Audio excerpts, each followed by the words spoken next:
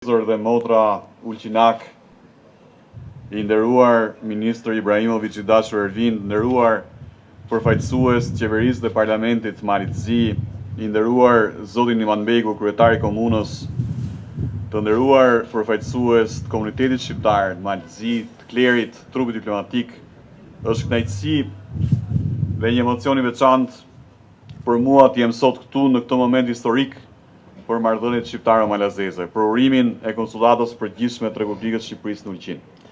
Ky qytet i mrekullueshëm me pasuritë e tij natyrore, historike dhe kulturore ka qenë gjithmonë një urlisë midis dy popujve tanë, një simbol i bashkëtesës paqësore dhe i respektit reciprok ndër shekuj.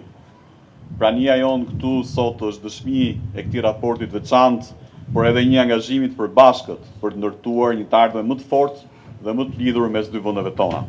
Hapja e konsullatës shqiptare në Ulqin nuk është thjesht një akt diplomatik, nuk është thjesht një akt simbolik, por një investim në marrëdhëniet tona dypalçe, një dritare e re bashkëpunimi dhe mbi të gjitha një shprehje konkrete i kujdesit dhe mbështetjes së Republikës Shqipërisë për komunitetin shqiptar në Malit Zi. Kjo konsullat do të ofrojë shërbime konsullore, do të mbështesë projektet kulturore, arsimore dhe ekonomike dhe do të jetë gjithmonë një derë e hapur për çdo qytetar në Malit Zi që kërkon ndihmë, partneritet apo thjesht një bashkëbisedim të sinqert.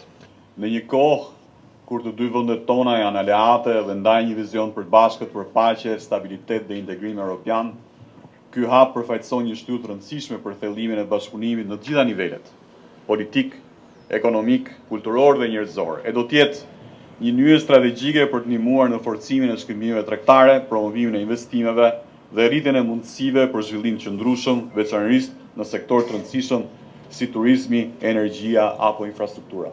Për ne, shqiptarët kudo që jetojnë janë pjesë e të njëjtës familje.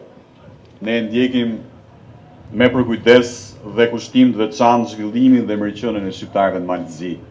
Përfaqësimi, denjë, ruajtja e identitetit dhe avancimi të drejtave tuaja është jo vetëm një prioritet kombëtar, por edhe një element thelbësor i marrëdhënieve tona me Malin e Zi. Komuniteti shqiptar në Malit Zi ka dhënë një kontribut të jashtëzakonshëm në rrugën demokratike dhe euroatlantike të vendit. Ata kanë qenë gjithmonë faktor stabiliteti dhe bashkëtese dhe ne do të vazhdojmë ta mbështesim këtë rol dhe të inkurajojmë përfaqësimin e tyre aktiv në të gjitha nivelet e jetës institucionale. Të dashur miq, të dashur motra dhe vëllezër Ulqinak, konsullata është një copës Shqipërie këtu në Ulqin. Konsulli i përgjithshëm, zoti Arben Doçi, do të jetë zëri dhe mbështetja juaj. Ai është jo vetëm një përfaqësues zyrtar i Shqipërisë, por edhe një mik i komunitetit. Mos hezitoni të trokisni këto dyert për të kërkuar ndihmë, për të ndarë ide apo dhe thjesht për të përshëndetur. Ai dhe konsullata janë këtu për ju. Lejoni të shpreh mirënjohjen time të thellë ndaj gjithë atyre që kontribuan në realizimin e këtij projekti, radh parë qeverisë Malit Zi, ministrive të punëve të jashtme si në Podgoricë ashtu dhe në Tiranë, komunës Ulqinit, gjithë miqve që ndihmuan në këtë rrugtim dhe qeverisë së Republikës Shqipërisë për vëmendjen e vazhdueshme që do të ketë dhe do të vazhdojë të ketë për shqiptarët kudo ku janë.